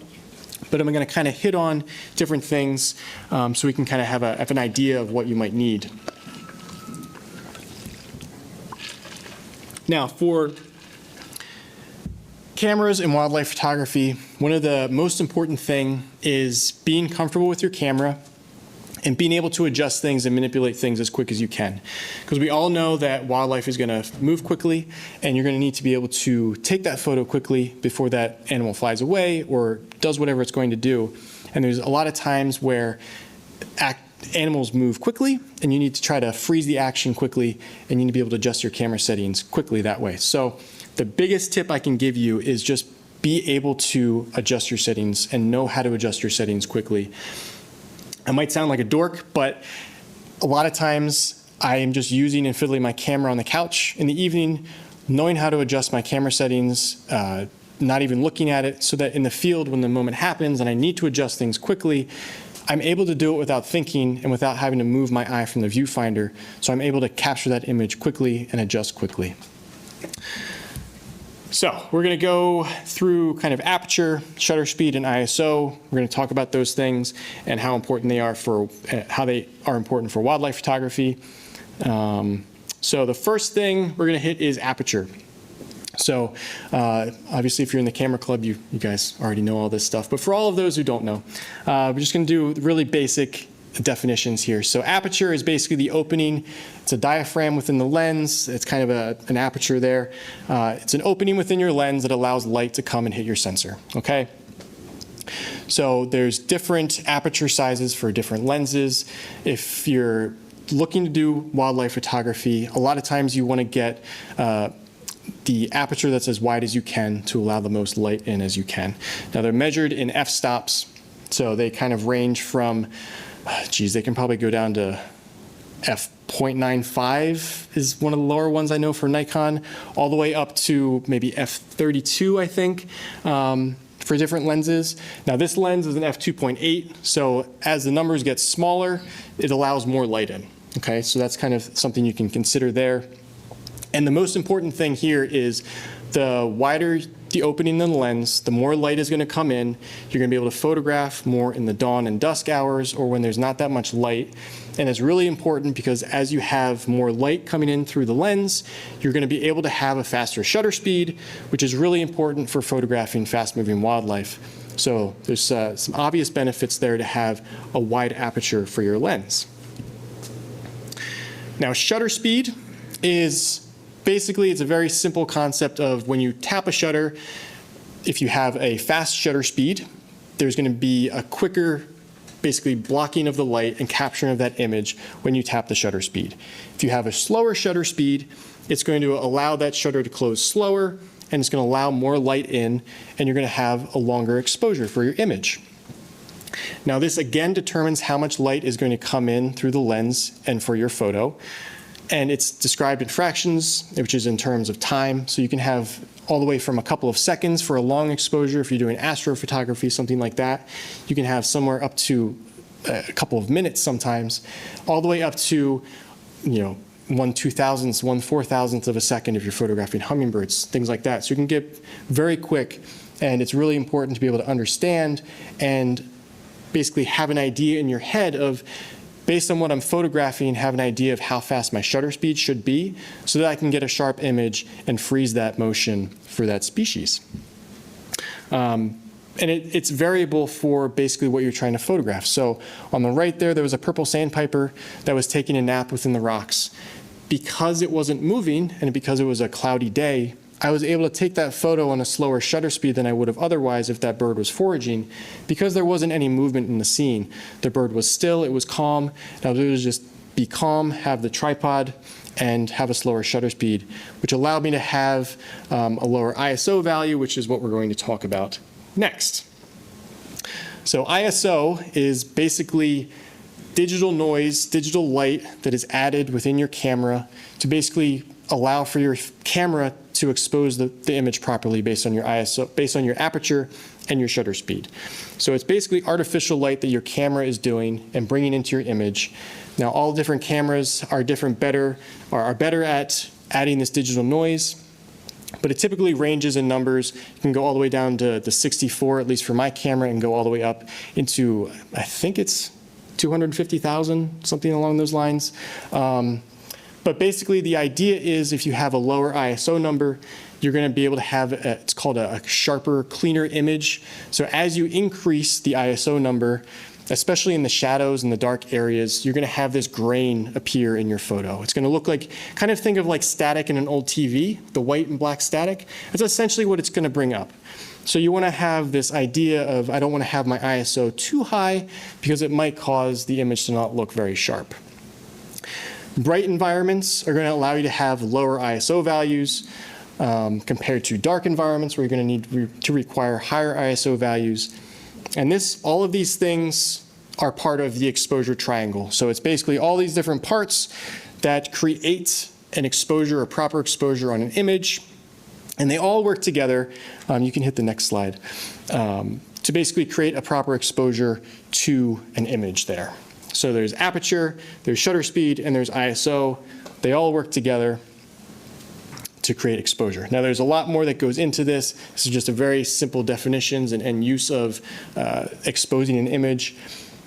But it's the idea is that you kind of need to be able to expose there. All right. Now for me, I kind of jumped in and just kind of started using manual mode when I learned photography. I wanted to be able to understand how everything worked, be able to adjust exposure for every image that I needed to, and it really made me realize how my camera actually worked to create an image. So I was adjusting aperture, I was adjusting shutter speed and ISO for every situation. And how I do it in the field now still is I adjust my aperture first. So when I'm going out, before I leave the parking lot, I am setting up my camera and planning for what I'm going to try to photograph. So for me, I typically set my aperture wide open, which would be 2.8. It's going to allow the most light in, which is really easy and kind of nice to do, especially if I'm just starting out, because it allows the most light to come in. I'm able to adjust my shutter speed next based on what I'm going to photograph. So if I'm going to go out and try to photograph songbirds, I'm going to want my shutter speed somewhere around the 1/1000th of a range so that I'm going to be able to freeze that motion, freeze the bird if it's flying away, and be able to get a reasonably sharp image right away if I need to take a photo quickly. And then I adjust ISO from there. And ISO is basically to fill in what I need to create a proper exposure on my camera. Now I'm using a mirrorless camera. We're going to get into gear here in a minute. But I'm using a mirrorless camera, so I'm able to basically see my exposure as I'm adjusting it in real time on the screen on the camera. So it's really easy. But if you're using a DSLR camera, the best thing you can do is kind of dial in your exposure as you think you need to, and then take kind of photos along your way, along your hike, to test out your exposure so that you're going to know that you're going to have a properly exposed image along the way for that when that bird pops out, you're going to have your exposure dialed in, you're going to be ready, and you're not going to have to worry about, oh, geez, I don't have my camera dialed in yet. And you end up missing that shot because your camera settings weren't dialed in. So it's a really easy way of setting yourself up ahead of time. And I do it right in the parking lot so that I know that my camera's dialed in, we're ready to go, so that when I find that bird 10 feet down the trail, I don't have to think about my camera, I can just take a photo. And the important thing to think about too is as you're hiking and moving through the forest or wherever you are, the lighting is going to change as you go. So if you're going from maybe a field into a forest, you have to recognize that, okay, the lighting's probably going to get darker as I'm going into this forest. I need to check my exposure again. And if you're using a DSLR, take some test shots, adjust things that way. Or if you're using a mirrorless camera, you can see the exposure right in the back of your camera. Adjust things as you're moving. So that way when you find the wildlife, you don't need to think about your camera settings. You're just gonna be able to take the photo and think about how am I gonna make this photo interesting instead of, oh, I need to adjust my shutter speed or my aperture is all messed up. It's so much darker in here, and you can just do it that way. Now there's other ways other modes you can use within your camera. There's the shutter priority mode, or that you can do all automatic mode. All of these different things you can do, and they all have their benefits. But just understanding that as you go into different habitats and different lighting situations, you might need to adjust things just to have your camera set up properly so you can get that image when you need to. So here are some just examples of camera settings with some images here. So here's a tree swallow. It was foraging low along a field. It was a rainy day. Now for this, because it's a small moving bird, they're moving fast, they're foraging quickly, they're catching insects when they're on the wing. So you need a fast shutter speed to be able to freeze that action and to be able to get a sharp image of them. Because if you have too slow of a shutter speed, it's just going to be kind of a blur within the photo. You're not going to have any detail in the bird. So for this one, I was using a shutter speed of 1/1600th of a second on a 500mm lens. My aperture was f4 and my ISO was 1250. So with that fast shutter speed, you can see that the body of the bird is frozen, but because they're beating their wings so quickly, the wings still have some arch to them. So you can see that there's still some movement in there in the wings. And you can see that the raindrops that were kind of in the picture are frozen because the faster shutter speed.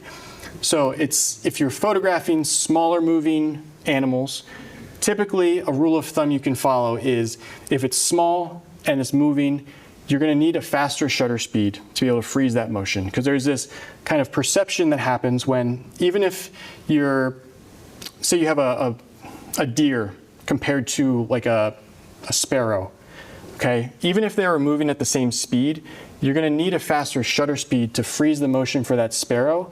Because they're so much smaller, any movement that they make appears faster, especially for your camera. So you're going to need a faster shutter speed to freeze the motion for that sparrow compared to the deer, because even if the deer is moving at the same speed, because it's a larger animal, its movement is a little bit more exaggerated, and you're going to be able to get away with a slower shutter speed to freeze that motion. And this really comes into play for hummingbirds. Okay, so if you're trying to photograph a tiny bird, it's flapping its wings like crazy, you're going to need a much faster shutter speed. You're going to need a lot of light to be able to freeze that motion. Can we assume you're shooting in a burst mode? Yes. So I do, we're going to get this to gear, but we can just talk about it now. So for me, I'm photographing. One of the important things for cameras, for wildlife photography, is photographing in a high frame rate. So basically a frame rate is how many photos your camera is going to take in quick succession with one click of the shutter, okay? So for basically all things birds, you need essentially a fast shutter speed. So for me, I think it's somewhere around the 20 frames per second, which is insanely fast nowadays for cameras. But you're able to get 20 photos within 1 second of holding the shutter. So you're able to capture all of those images in sequence for the birds as they're moving, which is, yeah, hopefully one that's in focus. So you're able to get a lot of images really quickly, which is really important because there's going to be a chance where there's going to be one that's going to be out of focus, but you have more in sequence there that you're going to have one that's going to hopefully be in focus there. So basically everything wildlife photography I'm shooting in burst mode. The only time I'm going to shoot in basically a single frame where I'm taking one single image with one press of the shutter is if I'm using a long exposure, and we're going to have an example next here, is an example where if I'm having a long exposure and I set up a timer delay on my photo and my camera, I'm going to have a single exposure because I'm not going to want the multiple closes of the shutter to basically cause any vibration to mess up the image. So that's an example where I will actually slow down and just use one image. So this one, it's a screech owl, the same screech owl, same tree, just different times of the day. So on the bottom there, you can see the differences in the settings. So both of them were 800mm. So I used an extender on my lens to get this so I could stay nice and far away. the F numbers there. So the one on the left, it was an F5.6, and actually the the settings should be switched. So apologize for that. So the one on the right, the darker one, so that was an f5.6 and it was 1/40th of a second with ISO of 1250. The one on the left, which was bright sunny day, I was able to have a larger aperture at f8, or a smaller aperture, I'm sorry, at f8. I was able to have a faster shutter speed at 1/1600th of a second, and my ISO was lower because there was more light there. But for the image on the right, it was actually pitch dark. I couldn't even see the tree cavity anymore. But because I was able to have a slower shutter speed, I set up again a timer delay on my camera so that I pressed the shutter and walked away so that I didn't have any vibrations on there. And it was able to take a photo at a slower shutter speed and be able to capture that photo. Now it only worked because I was photographing an owl that was still. Okay? You're not gonna be able to do this with something that's moving because any movement that the animal has is gonna cause a blur of the movement. Now, because this owl was perched, it was looking around, I actually ended up taking about 20 images like this, and I finally got one that was where the owl was still because it was actually moving around, looking around, because it was about to fly out of its hole. So it's an example where you can really adjust camera settings there to based on the light and the available light that you have. Another example is, so falcons, right? They're the fastest bird in North America. You're gonna need a fast shutter speed to be able to freeze the motion. This was a pretty awesome example. It was just a random occurrence. I was down on the beach. I looked up and these two falcons were basically practicing hunting with one another. They had a nest nearby that I later figured out. But because they're moving so fast, I had a shutter speed of 1/25th of a, how do I say that? 2500th of a second. And this is a good example of I actually increased my aperture. So by increasing your aperture to a smaller aperture, what it does is it changes your depth of field for your lens. So if you have an instance where you're photographing a larger species or you have multiple species within the scene, you might not want an aperture of 2.8 because you're gonna have such a shallow depth of field. You might want to increase that aperture, have a larger depth of field so that then you have different things and more things in focus. And for this instant, it worked out really well. This was actually an image I took when I was just starting out, and I was extremely proud that I actually got the image because I did not know what I was doing at the time, really. But it was an amazing encounter. But you can see that yeah, you can adjust things, and if you have your camera dialed in to the approximate settings, you can get lucky sometimes. So, all right. So, some key takeaways before we get into the gear here is basically remember to be ethical in your wildlife photography. Now, we only glazed over a lot of different topics tonight. There's a lot of things you can dig and do an entire lecture just on composition, just on lighting and different things like that. But there's so much you can learn. But the important thing is to just be ethical and responsible when you're trying to approach wildlife. You don't want to end up having your presence be a burden on the animal, or cause too much stress on the animal. Realize that there's probably thousands of images online, or somebody else probably has images of the same species you're trying to photograph. You need to realize, is the image I'm going to get worth it if I'm stressing out this animal? The next biggest thing is learn as much as you can about the subjects you're trying to photograph. There's so much more impact in being able to learn about your subjects and using that information to get good images compared to investing all of your time in getting gear. Gear is one thing. Obviously, you need an investment on gear. There's a reason why it's expensive gear over there, because this is what I do. But if you spend more time and learn about your subjects and learn about composition and learn about different things, you can get really amazing images with lower end gear that might not be the fanciest thing tech-wise, but you can still get some really nice images. So it's important to remember, a lot of folks that just get into this field think, oh, I need to get the most expensive thing because that's what everybody else has. No, you can get some amazing stuff with some basic low-end gear. And that's really where being a better naturalist comes into play, because it really sets you apart. If you know things about your subjects, know how to find them, you're going to be able to set yourself up for success, even if you don't have the best stuff. And just continue to explore new things. So wildlife photography in general, there's so many different things you can do. You can do, like I said in the beginning, you can do just plant photography, you can do macro photography, you can do insects, you can do butterflies, birds, all of these different things. There's so much to try and explore.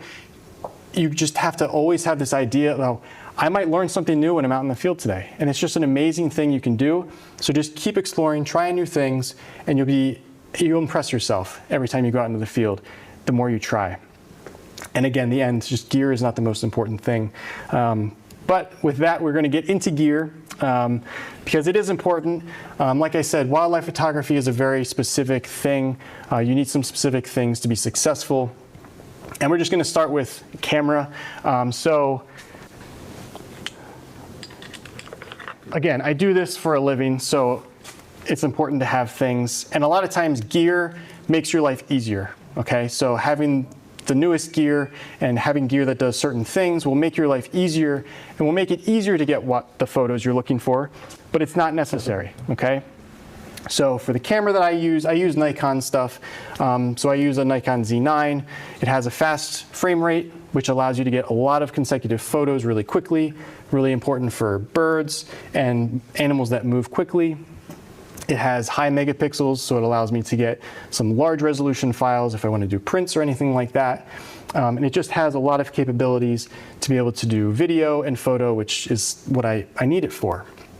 But you can get away with a DSLR camera, an older model camera, and really, if you're going to invest money in any gear, I would suggest investing it in a lens. Don't invest it in a camera, because a new camera is going to come out next year. It's going to have more bells and whistles, and it starts to be irrelevant to a certain point, because just because it has new tech and new stuff doesn't make it necessarily any better or more useful for you.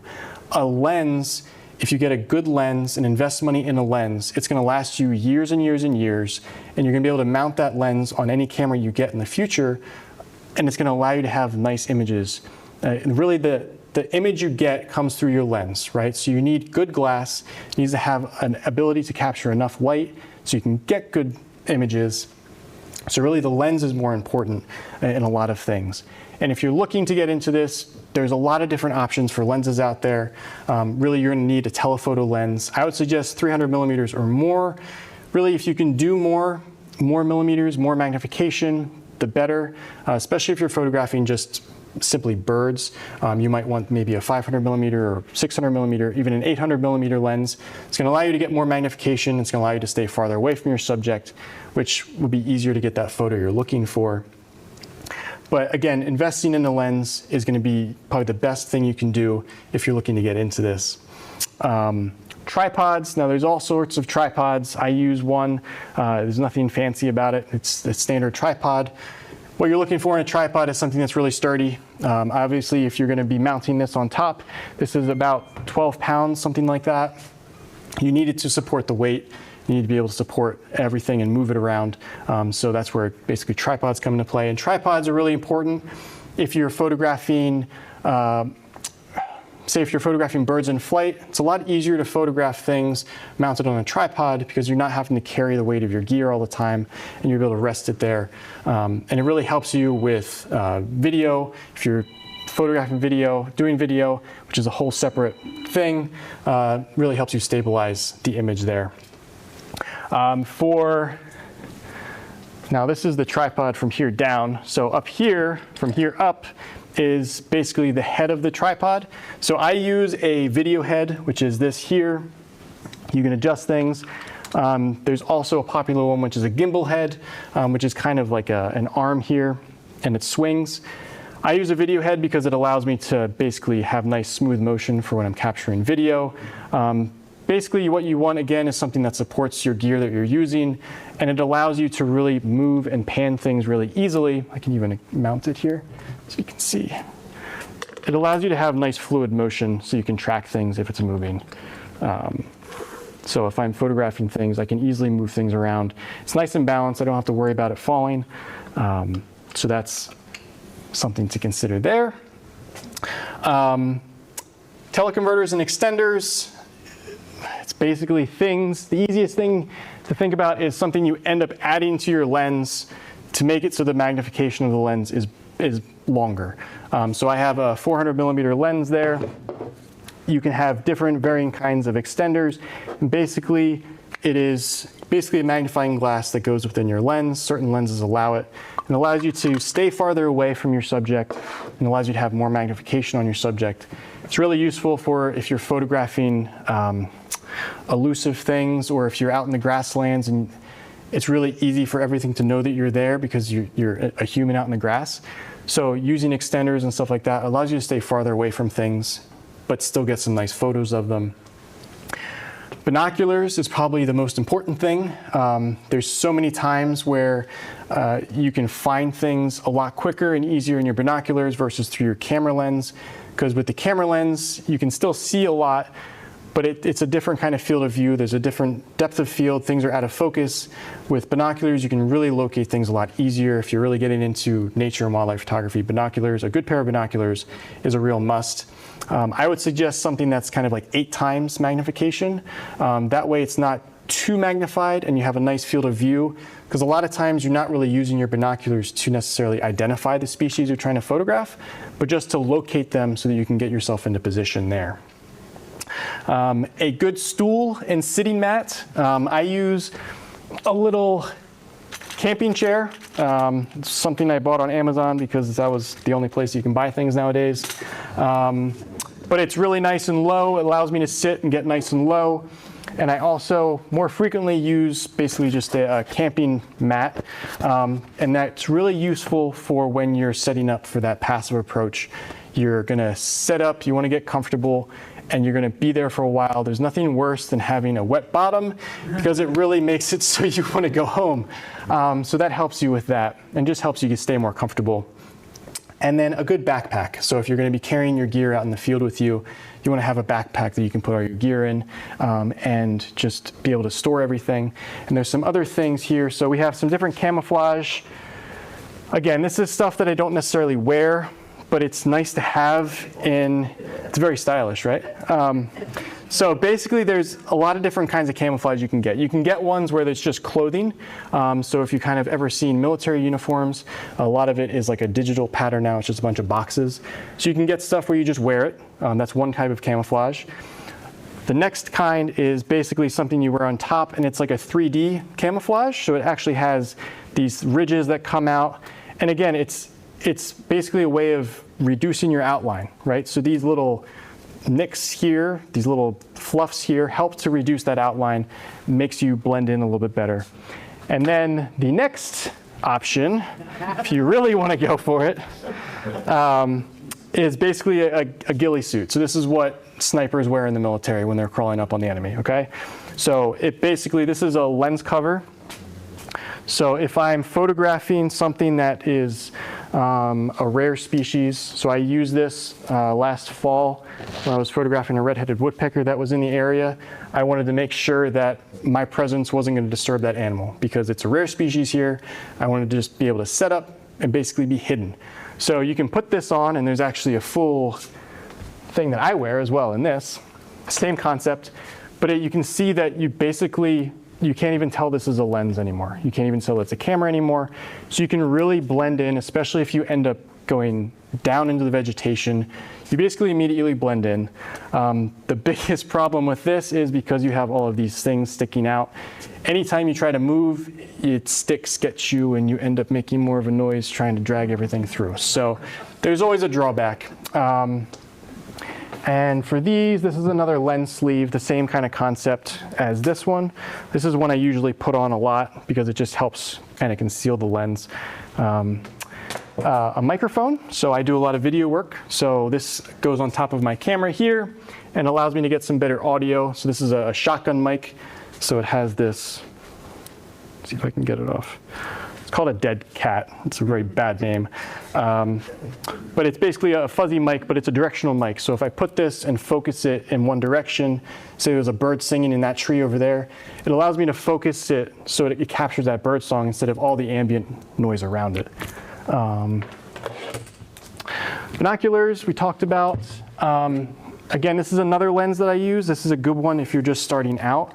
This is a zoom lens. So instead of this lens, which is a prime lens, basically meaning that it's a 400 millimeter, and that's the only magnification that you can get. Of course, they complicate things now because this has a built-in color converter, so it's actually two magnifications in one, but it's a prime lens. So think of a prime lens as going to be whatever focal length that it is. That's the only focal length that it's going to be. This is a zoom lens, so it's a 100 millimeter to a 400 millimeter, so you're able to zoom in and out. Really useful for being able to change different compositions for things. If you want to have more of a environmental shot, you'll be able to zoom out, have more habitat in the image or in the video, and then you're able to immediately zoom in as well, so you get more of a portrait shot. This is a good one I use a lot for video work because the zoom capability allows me to kind of change perspectives really quickly. And for this one, this is more of a reasonably priced lens. Zoom lenses are typically more affordable. They're more of a kind of a starting out lens. They're still pretty expensive. But it's a really good thing if you're just trying to get into this. Look into a zoom lens, especially nowadays. You can get some amazing images with just a zoom lens like this. Also, if you're looking for more like landscape and that sort of thing, having a wide angle lens is really useful. Be able to get some nice habitat shots. This is again a zoom lens, a 24 to 70. They're really able to get some habitat shots. And then if you want to get into the miniature macro world, this is what this one is. So this one allows me to get some close-up shots of insects, flowers, that sort of thing. So if you want to go into that, that's where this kind of lens comes into.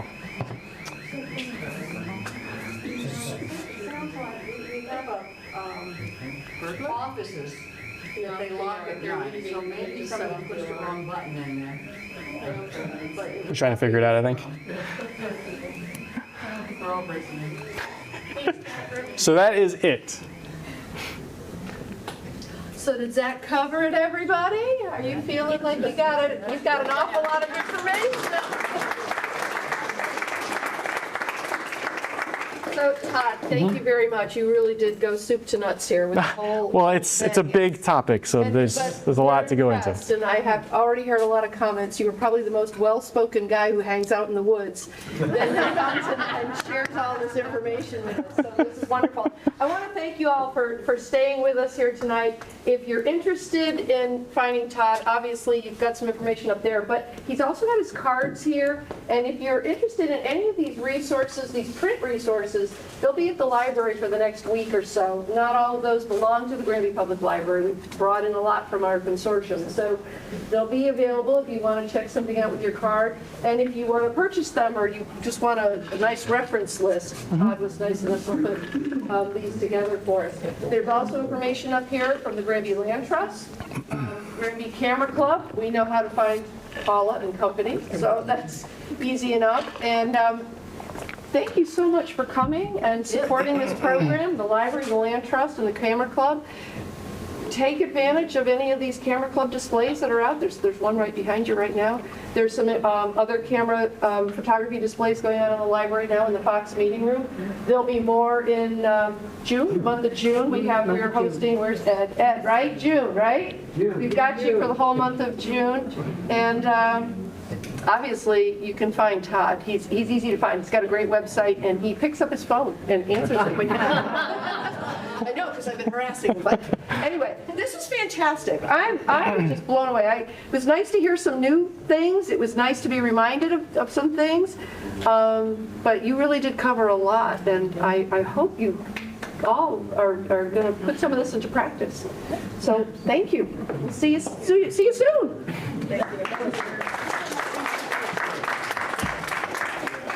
Great presentation. Thank you.